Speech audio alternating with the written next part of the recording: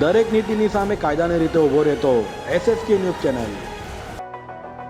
સુરતમાં પાલનપુર જકાતનાકા ખાતે 14 વર્ષની કિશોરી પર નજીકમાં રહેતા એક યુવક દ્વારા ગળું દબાવી દુષ્કર્મનો પ્રયાસ કરવામાં આવ્યો હતો। દરમિયાન કિશોરીએ બૂમાબૂમ કરતા નરાધમે કિશોરીના માથામાં ગેસનો નાનો બાટલો મારી દીધો હતો, જેથી તે બેભાન થઈ ગઈ હતી। કિશોરી ફરી હોશમાં આવતા નરાધમે પાંખે લટકાવવાનો પ્રયાસ કરી દિવાલ સાથે માથું અથડાવતા કિશોરી ઢળી પડી હતી। ત્યારબાદ નરાધમ ભાગી ગયો હતો। રાંદેર પોલીસ પાસેથી મળતી માહિતી મુજબ પાલનપુર જકાતનાકા ખાતે શ્રમજીવી પરિવાર રહે છે। આ પરિવારમાં 14 વર્ષની કિશોરી પણ છે, જે હાલ ધોરણ 9માં અભ્યાસ કરી રહી છે।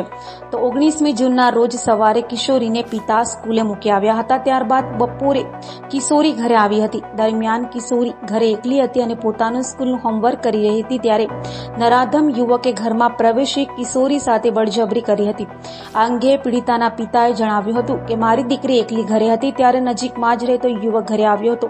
કેટલામાં ભણે છે એ રીતની વાતચીત કરતા નજીક ગયો હતો અને દીકરીનું ગળું દબાવીને દુષ્કર્મનો પ્રયાસ કર્યો હતો। મારી દીકરીએ બૂમાબૂમ કરતા નજીકમાં પડેલો નાનો ગેસનો બાટલો તેના માથા પર મારી દીધો હતો, જેથી તે બેભાન થઈ ગઈ હતી। ત્યારબાદ તે ભાનમાં આવતા તેને પંખે લટકાવવાનો પ્રયાસ કર્યો હતો।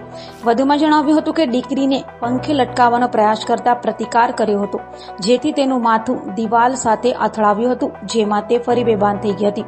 ત્યારબાદ તે યુવક ભાગી ગયો હતો। તે યુવક પર પ્રાંતીય છે અને અમારા ઘરની નજીકમાં જ રહે છે। તેમને સજા થવી જોઈએ એવી જ અમારી માંગ છે। તો આદિવાસી સમાજના પ્રમુખ હિતેશભાઈએ જણાવ્યું હતું કે બાળકીના પિતા દ્વારા અમને જાણ કરવામાં આવી હતી। ત્યારબાદ અમે અહીં સિવિલ હોસ્પિટલમાં આવ્યા છીએ। તમામ તપાસ કરવામાં આવી રહી છે। દીકરીને માથાના પાછળના ભાગે ગંભીર ઈજા થઈ છે। અમારી એટલી જ માંગ છે કે અમારા સમાજની દીકરીને ન્યાય મળે અને તે નરાધમને સજા કરવામાં આવે। સમગ્ર બનાવને લઈને કિશોરીને સારવાર અર્થે સિવિલ હોસ્પિટલમાં દાખલ કરી તેનું મેડિકલ ચેકઅપ સહિતની કાર્યવાહી હાથ ધરવામાં આવી હતી। આ સાથે જ રાંદેર પોલીસે પીડિતાના પિતાની ફરિયાદના આધારે આગળની તપાસ હાથ ધરી છે। મારું નામ નામોર શૈલેષ સેંગા है।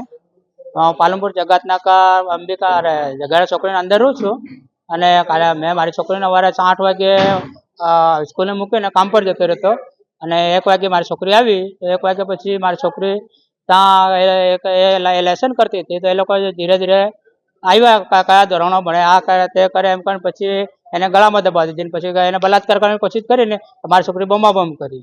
પહેલાં બમાબમ કરીને એટલે મારી છોકરીને માથામાં ગેસનો બોટલ મારી દીધો। એના પછી મારી છોકરીને બેહોશ થઈ ગઈ ને એના પછી પાછી હોશ આવીને પછી પંખા ઉપર લટકાવી દેવાના હતા લોકો।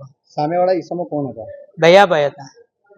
એટલે કઈ જગ્યાના હતા અને કેવી ના, એ આપણે ખબર નહીં। મારા રૂમની બાજુમાં જ રહેતા હતા। હાલ તમે ક્યાં આવ્યા છો? હાલો સિવિલ હોસ્પિટલમાં। શેના માટે? આનો રિપોર્ટ કરાવવા માટે। બરાબર, તમારી માંગ શું છે? અમારે એનો ખાલી આપણે એને સજા જ અપાડવાની આપણે। જી, આપનું નામ, કઈ સંસ્થા દ્વારા ક્યાં આવ્યા છો? મારું નામ હિતેશ શંકરભાઈ મુંડવાડા, જય આદિવાસી ભીલ સમાજ સુરત શહેર પ્રમુખ।